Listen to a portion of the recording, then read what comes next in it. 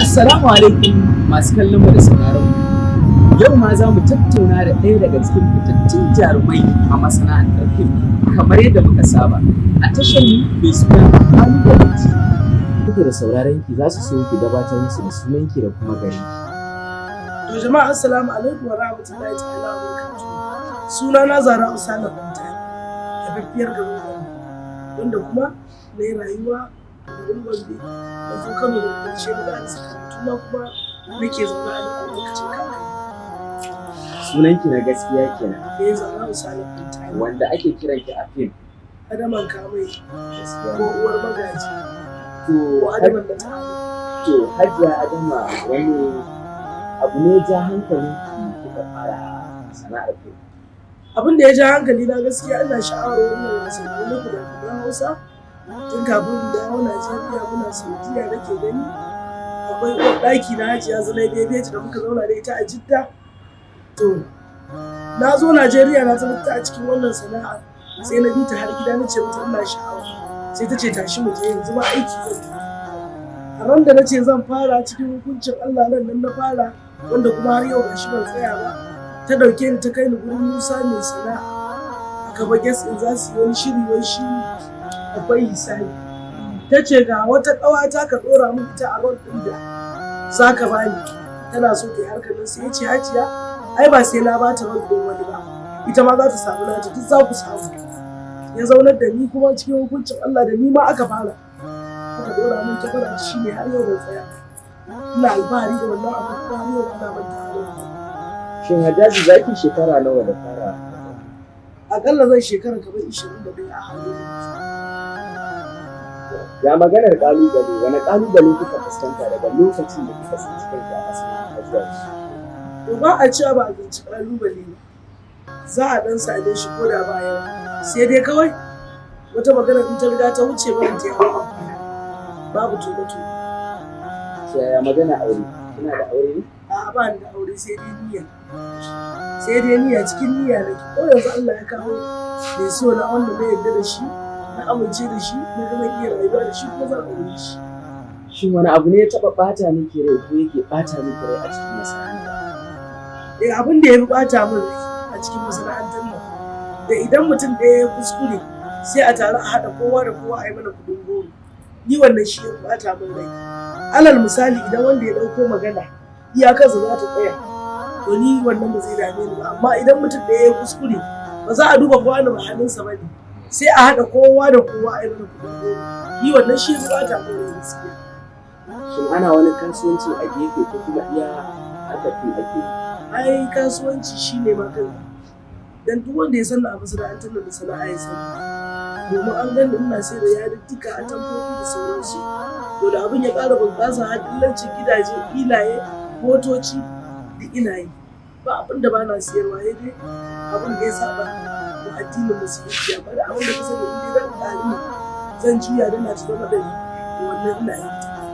Ina so ki ce za ki iya ba wa mutane ƙananan jarumai shawara ba da fim ake dogara ba yana da kyau a ce ana yin wani sana'a a fim. A to duk wanda ya ce zai dogara da fim ai fim lokaci ne shi. Idan Ubangiji Allah ba ya ɗaga likafar ka akan to kana yi. Idan kana da wata sana'ar nan da aka sauke ka za ka iya tallafa wa kanka.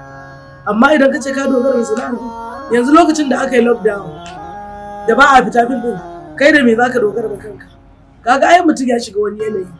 Ya shiga wani rayuwa wanda zai ɗanɗana kudarsa amma inda sana'ar ana ɗan jujjuyawa ko ya take to za ka ga idan na hagu bata samu ba sai a juya dama shi ne kawai shawara. To Hajjaji mun gode da haɗin kan da kika ba mu Allah ya ƙara kai. Amin ya hayya kai. Hajjaji wani shawara za ki iya ba wa ƙananan jarumai masu tasowa? Yawa shawarar da zan ba wa ƙananan jarumai a halin yanzu duk wanda ya ce zai wannan sana'ar ba to sai ya haɗa da hakuri. Domin ba daga zuwa za ki samu suna ba ko za ka samu suna sai ka bi sannan kuma za ka samu abin da kake so domin daga zuwa a ce yau na zo gobe so nake in kai aluluhu ko so nake in kai wancan ko so nake in kai wani a ba haka bane dole sai mataki kuma ka yi biyayya ka kwantar da kai sannan za ka cimma burinka. Shawarar da zan ba su kenan kada a zo a wulaƙanta kai a watsa rayuwa musamman 'ya'ya mata ki ba da haɗin kai a ita janki ana watsa ki ke baki samu abin da kike so ba ko ba ta nan ɗaukaka take zuwa ba, domin ɗaukaka ba a hannun mutum take ba, a hannun Allah take. Idan ka yi haƙuri lokaci ne komai za ka kai matakinsa. Tunda ai ba mu san za mu zama haka ba, kuma Ubangiji Allah ya nufi mu yau da mu amma kai hakan da ana yi da to daga ƙarshe kuma ina da sako na wani karan kaina. Akwai masoyanmu a shafukan sadarwa kamar Facebook, WhatsApp zuwa Twitter zuwa Instagram. Wani lokaci mutum zai turo maka sako baka samu damar ta zaka buɗe sakonsa saboda in dan goye yawa wallahi baya jin ba. Kana so ka buɗe sakon kowa to ba zai yi ba. Da yawun yan Kannywood gaba ɗaya nake roƙon masoyanmu na faɗin duniya su rinka mana uzuri suna mana abuwa. Sakon wani ba zai buɗu ba, wani kan ka buɗe sakon ma datar ta gani. To don haka ina nema wa yan uwana masana'antar fim abuwa akan wannan matsalolin da ake samu. Sannan wasu sun kira ka a waya ma ko suna da lambar ka, idan kana yanayin aiki ba za ta dauki ba, sai a dinga cewa ai wancan wulakanci ne da ita, muka yi ta kiranta ki ansa. To ba haka bane, tabbas muna wajen aiki waya ba ta dauki, muna gani ba za ta dauki. Kuma ko kaɗan ba ku ɗan haɗawa da packaging ɗin nan, wannan abin da kika faɗa shine gaskiya. A ba maganar packaging, ni wallahi ina son mai so, inda mai so na aiki wallahi ina son sa.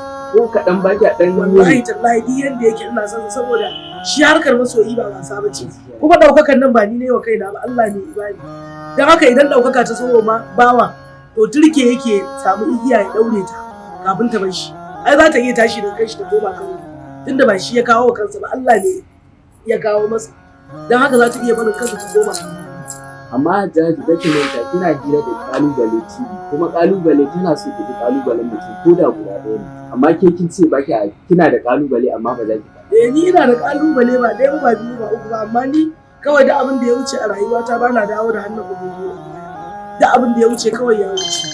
Amma duk mai rai an san dole ya samu, duk mai rai dole ya samu kalubale, ko da shi kadai ne a cikin gidansa. Ai Allah baya barin bawa ba aiki. To don haka wannan gidan TV na kalubale domin fatan alkhairi, Ubangiji Allah ya ƙara ɗaukaka, kuma Ubangiji Allah ya sa a cimma nasara, a cimma gaci. Amin. Fatan alkhairi.